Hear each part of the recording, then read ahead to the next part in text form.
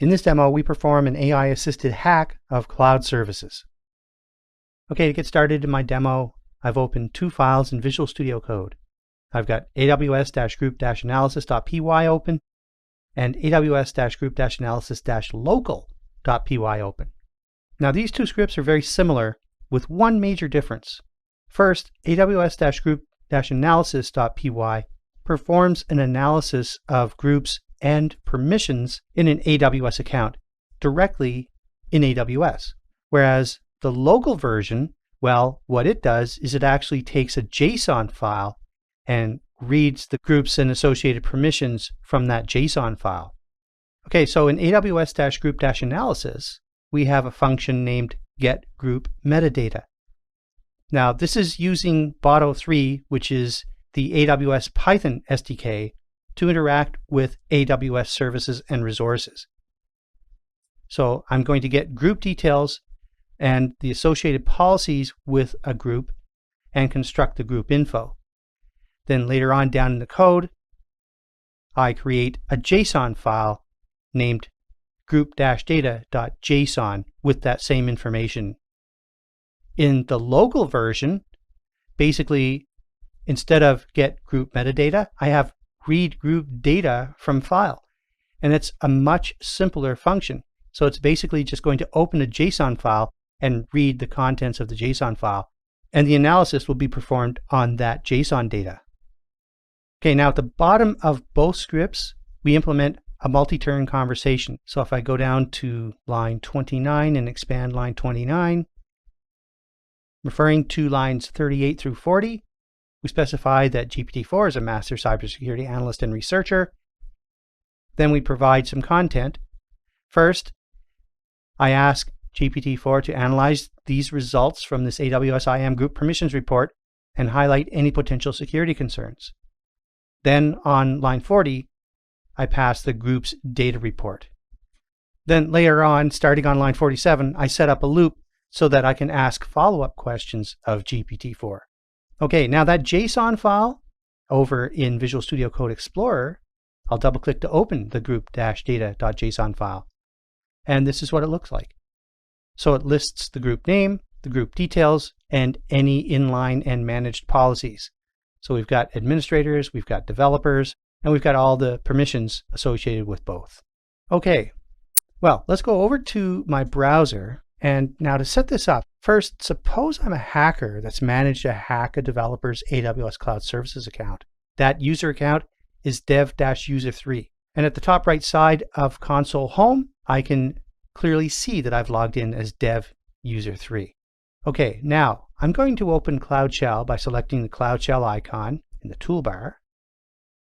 Okay, now I'll open the terminal in a new browser tab by selecting the Open in New Browser tab icon in the Cloud Shell toolbar. And if I do an ls, right now I've got an archive directory and I've got an aws-group-analysis.py script. And that is the exact same script that we just went over. To work with Cloud Shell, you have to understand that it supports both Python 2 and Python 3. And if you're going to use Python 3, then the command that you'll type is Python 3, not Python. And similarly, if you're going to use pip, the Python package manager, then you're going to install packages for Python 3 using the syntax pip3 install and then the name of the module. To run our script, we'll use Python 3, but we also need the OpenAI module. So to install that, I type pip3 install OpenAI and press enter. Now it'll tell me that the requirement's been satisfied because I've already installed the module. In order to run the script and converse with GPT-4, we need to supply our OpenAI key.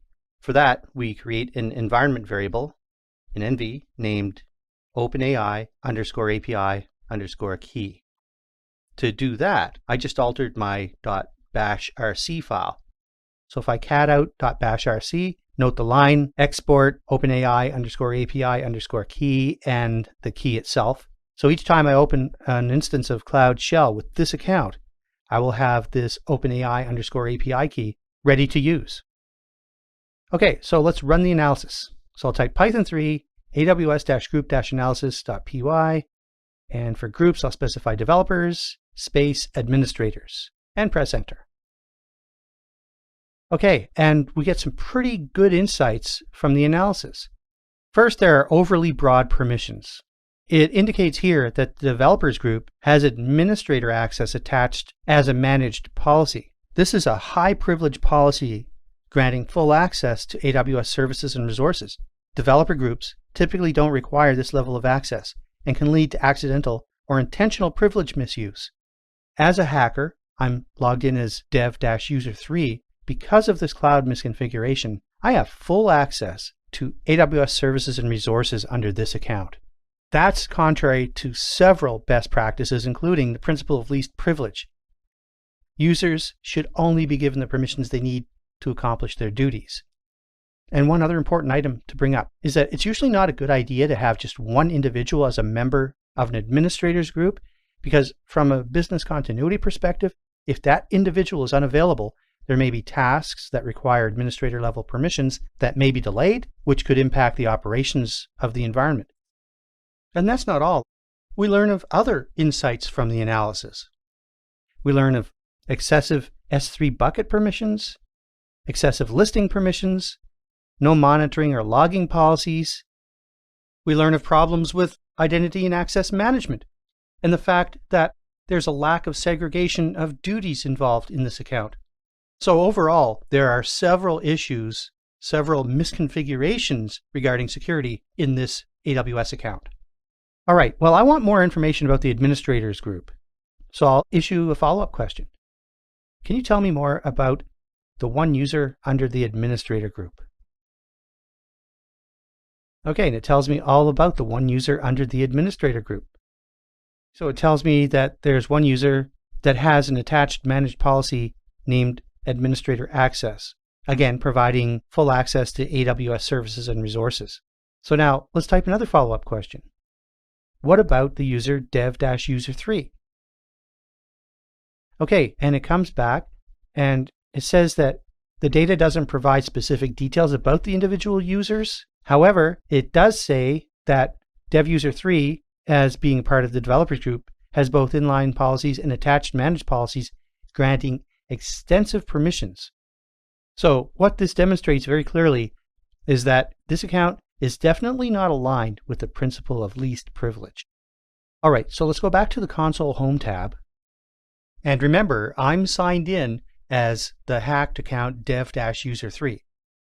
Now reduce the terminal, and in console home, I'll select I am.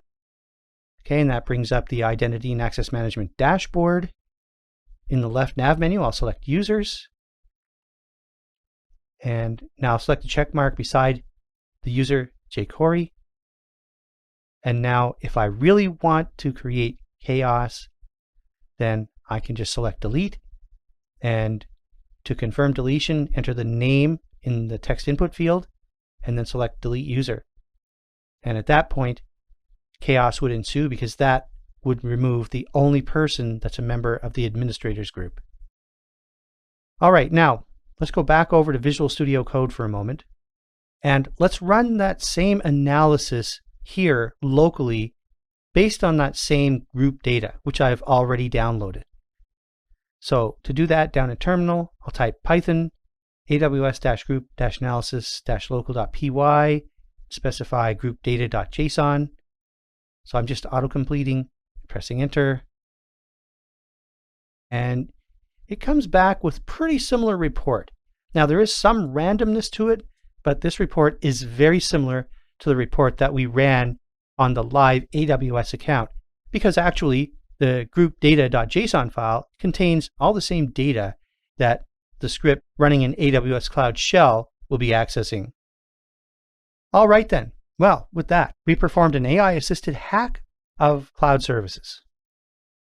In this demo, we'll use generative AI to identify and mitigate vulnerabilities in a simulated IoT device. Okay, for this demo, I've opened Visual Studio Code and I have two Python scripts open. The first script is going to simulate an IoT device. We'll go over that shortly.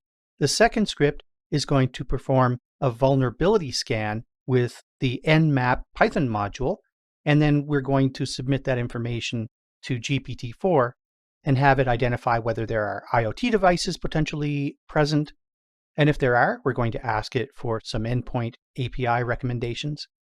And if there are vulnerabilities, which there will be, because we're going to program them in with the simulation Python script, we'll ask it to suggest ways that we can address the vulnerabilities. Okay, so let's start with the simulation code. Okay, so now this is a Flask app. So from lines 1 to 3, I'm importing all the modules that I need. I need SQLite 3, I need Flask, and I need date time, because there are timestamps that are going to be used when tracking device usage, kind of like a logging mechanism. Then we have a function on line 6 named init_db, and this will just initialize the database. Then we call the function to initialize the database on line 34. We initialize the Flask app, and the device state we set at its default on line 38 as off. Now, line 41, this is the function that's going to add sensitive information to the IoT device. I'll just expand line 41. So essentially, we're going to open the IoT_device database with SQLite 3, and we're going to insert some sensitive information into the device, including the SSID, the password, serial number of the device, the model, and firmware version. Then we call add_info with the sensitive Wi-Fi and device info. Then we have a log usage function on line 58, and that's just going to provide a logging mechanism which shows the device usage, including a timestamp and its status. Then we have a number of different routes. We have a config route, and essentially what this is going to do is it's just going to return the API endpoints. Quite a vulnerability there. Then we have a route for turning the IoT device on. This is a simulated smart bulb. For turning it off, we have a route to get the status of the device. We have an insecure route to get Wi-Fi information, and that's at /info. Then we have a route to get the device usage information at getDeviceUsage. And then we set up to run the app. And note that it's listening on port 56700. Now, vulnerability scan with follow-up. So essentially lines 1 to 3, I'm importing the modules that I need. Then I instantiate the client object for interacting with OpenAI. And then I define the start chat session function on line 9. And that's going to allow us to not only query GPT-4, but follow up with additional questions. Okay, then we initialize an Nmap scanner object. Then we perform a scan. That's on line 25. And then on line 27, I'm setting up an empty string for the output. Then I iterate through the scan results.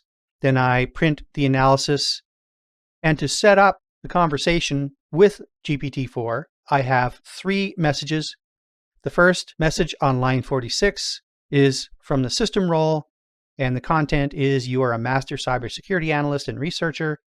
Then user role on line 47 with the content, analyze these Nmap scan results and identify any open ports that could potentially be from an IoT device. Then we're going to provide it on line 48 with the content that we get from the scan, and that's stored again in a variable called recon_info. Okay, and now the rest of the code essentially is just setting up so that we can have a multi-turn conversation with GPT-4. Okay, so a couple of things we need to do. First, if I go down to the taskbar, I'll bring up PowerShell 7, and what I'm going to do first is I'm going to run the simulated IoT device. Okay, now to do that, I'll type Python sim iotdevice.py and press enter. Okay, and it indicates that it's running on http://127.0.0.1:56700. Okay, so now if we open a browser, I can go to the route 127.0.0.1:56700/status. Okay, and that gives us the status of the device. And remember, by default, I said it was off, so it shows here that it's currently off. Okay, so now let's say that this is the only route that I'm aware of. So at this point, what I'm going to do is I'm going to run the analysis and have GPT-4 indicate whether there is an IoT device, and we know that there is because we're simulating it. Then we're going to ask it if it can recommend some API endpoints in addition to status here. And then we're going to ask for some ways to address the vulnerabilities that are associated with the device. Okay, so now back down to the taskbar, I'll bring up Visual Studio Code, and now we'll run the vulnerability scan, and we'll do that by typing Python vulnerability scan with followup.py. All right, so it tells us that port 56700 is open, and we knew that. And it tells us that it's typically used by an IoT device protocol called Multicast Domain Name System. This protocol is typically used for network service discovery and so on. Okay, so it indicates that yes, an IoT device might be using this port, but it does offer a caution that additional analysis is required to confirm that the open port is an active and potentially vulnerable IoT device. So now let's tell it that we've determined that this API endpoint works, the /status endpoint, and ask it to recommend 5 more endpoints. So I've determined that this API endpoint works, and I provide the endpoint. So recommend 5 more endpoints I can try to interact with the device. Alternatively, we could sit here and try thousands of different words for an endpoint, but let's go with this. So I'll press enter. Okay, so it provides us with 5 recommendations, and we can go with one of these recommendations. For example, let's go with the info recommendation. So I'll place my cursor over the URL, hold down Control, and select my left mouse button. Okay, and that provides me with information regarding the device, but it also provides us with the Wi-Fi SSID as well as password. And we know that this is the case because we programmed it into the simulated IoT device. So now let's tell GPT-4 what we've discovered and see if it can provide us with some good recommendations on how to address these vulnerabilities. So back over to Visual Studio Code. Now we have another follow-up question. This time I'll tell it that the info route listed some very sensitive information, including the SSID and password, and ask it how we could potentially address the vulnerability. I'll type, so the /info endpoint listed some sensitive information, including the SSID and password. How can we address these glaring vulnerabilities with this device? Okay, now I'll press enter. All right, and GPT-4 comes back with some really valuable recommendations. So it tells us to change the default credentials, but we know that this device doesn't have any authentication whatsoever, which is not totally uncommon with some IoT devices. Number 2 is an excellent suggestion. There may be firmware updates where the manufacturer has a new firmware update that will implement an authentication mechanism of some kind. We have another recommendation of network segmentation, then implementing access control lists, encryption. So we should understand that since we're using the HTTP protocol, that the data is not even encrypted, so it can easily be intercepted, right? So it lists that as a potential suggestion. There's the secure setup of APIs and regular security audits, which is what we're doing right now. And it also says to disable unnecessary services. So all in all, we've managed to get GPT-4 to recognize that we have an IoT device that has some serious vulnerabilities, and it's come back and recommended some very valuable ways that we can address these vulnerabilities. Okay, then with that, we've employed generative AI to identify and mitigate vulnerabilities in a simulated IoT device.